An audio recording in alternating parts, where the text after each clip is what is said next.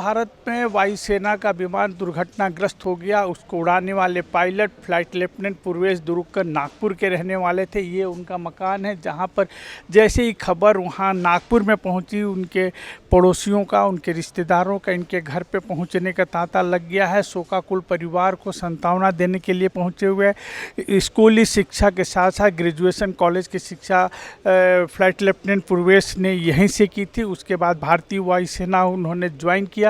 परिवार के सदस्यों का कहना है कि काफ़ी होनहार, शुरू से ही काफ़ी होनहार बच्चा था। शुरू से ही उसकी ललक थी भारतीय वायुसेना ज्वाइन करने की। आज सुबह उनकी यूनिट से यह बताया गया, ये दुखद समाचार दिया गया कि सुखोई विमान उनका दुर्घटनाग्रस्त हो गया है। और देश के प्रति बहुत ज़्यादा मैंने बहुत ज़्यादा लगाव था उसको। और जो भी अभी घटनाएं चल रही है पूरी दुनिया में, उसके ऊपर भी वो कभी कभी बातें करता था कि हम लोग जो फोर्स में काम कर रहे हैं, तो ये फोर्स का जो इम्पोर्टेंस है वो वहाँ पे शामिल होने के बाद ही समझ में आता है। आम पब्लिक को उसके बारे में बहुत ज़्यादा जानकारी नहीं है। हम लोग तो गॉसिप भी कर सकते हैं, कुछ भी कर सकते हैं, लेकिन जो उसमें शामिल होता है फोर्स में और जो उसमें सर्विस दे रहा है, तो तब समझ में आता है कि इंडियन जो मिलिट्री है, सभी एयरफोर्स, नेवी, तीनों डिफेंस फोर्सेस और पैरा फोर्सेस, ये कितने अपने बहुत ज़्यादा एफर्ट देते हैं। और उसमें बहुत ज़्यादा लगाव था उसको देश के। उनकी पोस्टिंग थी आसाम ट्रेनिंग सॉर्टी के लिए गए थे। आसाम में तेजपुर में उनकी पोस्टिंग थी। तेजपुर में कुछ उनके रनवे का काम चल रहा था, तो फिलहाल वो जोरहाट में शिफ्टेड थे और जोरहाट से उनका फ्लाइंग वगैरह चलता था। तो फ्लाइंग के बारे में कैसा इंटरेस्टिंग बताते थे कि आज ये मनोवर किया है, कुछ बताते थे फ्लाइट्स के बारे में? हाँ, फ्लाइट्स के बारे में बताते थे कि आज हम बांग्लादेश बॉर्डर पे उड़े हैं, इतनी स्पीड से गए हैं, 2200 की स्पीड से फ्लाई किया है, ये सब बातें बताते थे। और सॉफ्ट लैंडिंग करते थे। कभी कुछ प्रॉब्लम आया तो उसके बारे में वो शेयर करते थे उनके सीनियर्स से या टेक्निकल जो भी स्टाफ है उनसे। और उसको रेक्टिफाई करने के लिए वो हर बार किताबें पढ़ता था और डायरी भी मेंटेन करता था कि मेरा से कोई गलती ना हो।